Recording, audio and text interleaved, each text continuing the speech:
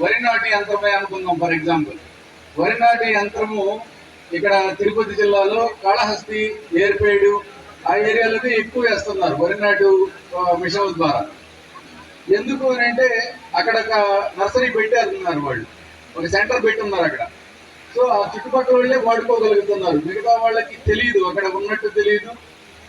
So దాన్ని ఈ యాప్లోకి తీసుకొచ్చినప్పుడు ఎక్కడ ఉన్న రైతైనా ఈరోజు లేబర్ దొరకనటువంటి పరిస్థితి కాబట్టి వాళ్ళు మాకు ఈ విధంగా మీ మిషన్ ద్వారా నాటేయాలి అని మనం ఒక రిక్వెస్ట్ పెడితే వాళ్ళు దాన్ని చూసుకొని ఓకే చేస్తారు, మనకి ఆ టయానికి వచ్చి నాటేసిపోతారు.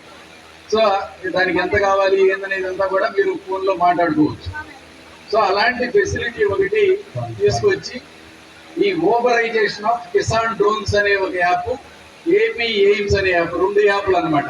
డ్రోన్ ఫెసిలిటీ కావాలంటే డ్రోన్ యాప్ వాడాలి. సో ఇప్పుడు అందరూ కూడా డ్రోన్ ద్వారానే స్ప్రేయింగ్ చేస్తా ఉన్నాం. సో ఆల్మోస్ట్ మన జిల్లాలో 36 డ్రోన్లు డిపార్ట్మెంట్ ద్వారా ఇచ్చాం. ఇవి కాక ప్రైవేట్ గా ఒక 30-40 ఉన్నాయి.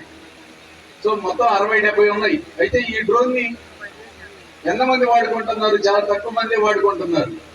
ఎందుకంటే అది ఎక్కడుందో తెలియదు, ఎవరితో మాట్లాడాలో తెలియదు, ఎంత రేటు చెప్తారో తెలియదు. కాబట్టి ఈ యాప్ని కానీ మీ ఫోన్లో ఇన్స్టాల్ చేసుకుంటే ఎవరెవరు అందుబాటులో ఉన్నారనేది లిస్ట్ అంతా మీకు వస్తుంది. మనకి దగ్గరలో 10 కిలోమీటర్ల దూరంలో డ్రోన్ ఉందా, 20 కిలోమీటర్లో ఉందా, ఇవన్నీ ఉంటాయి. మనకి అందుబాటులో ఉన్నది సెలెక్ట్ చేసుకుంటే అతను వచ్చి మీకు ఫోన్ చేస్తాడు. బాబు ఎప్పుడు రావాలి అంటాడు, ఇది 10 రోజు రావాలి, మాకు 5 ఎకరాలు ఉంది, 10 ఎకరాలు ఉందంట. మిడిల్ మ్యాన్ లేకుండా, అంటే మధ్యలో ఎవరో మాట్లాడుకొని మళ్ళీ ఎకరాకి ఆయన ఒక 100-50 తీసుకునే దానికి లేకుండా మీకు తక్కువ ఖర్చుతో ఈ యొక్క ఫెసిలిటీని ఉపయోగించుకునే దానికి అవకాశం ఉంది. కాబట్టి ఈ డ్రోన్ యాప్ అనేది ఒకటి ఇన్స్టాల్ చేసుకోండి. అట్లాగే ఏపీ ఎయిమ్స్ అనేది ఒక యాప్ ఉంది. ఈ యాప్ అడ్వాంటేజ్ ఏంటంటే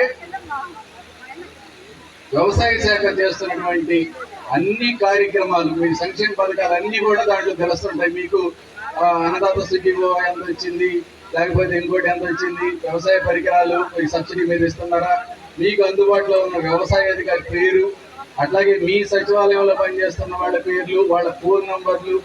అట్లాగే ఒక కొత్త ఫీచర్ తీసుకొచ్చారు. ఏంటంటే ఇప్పుడు మీ పంట, మీరు ఏం పంట వేశారో దాన్ని క్రాప్ బుకింగ్ చేసుకోవాలి.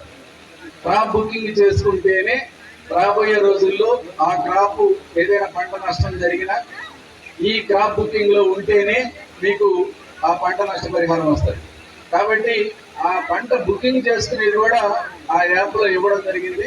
మీరే పొలానికి రోజు వెళ్తా ఉంటారు, వెళ్ళినప్పుడు అక్కడ ఏ పంట వేశారో మీరే ఫోటో తీసేస్తే మీరే క్రాప్ బుకింగ్ చేసుకునేటువంటి పరిస్థితి.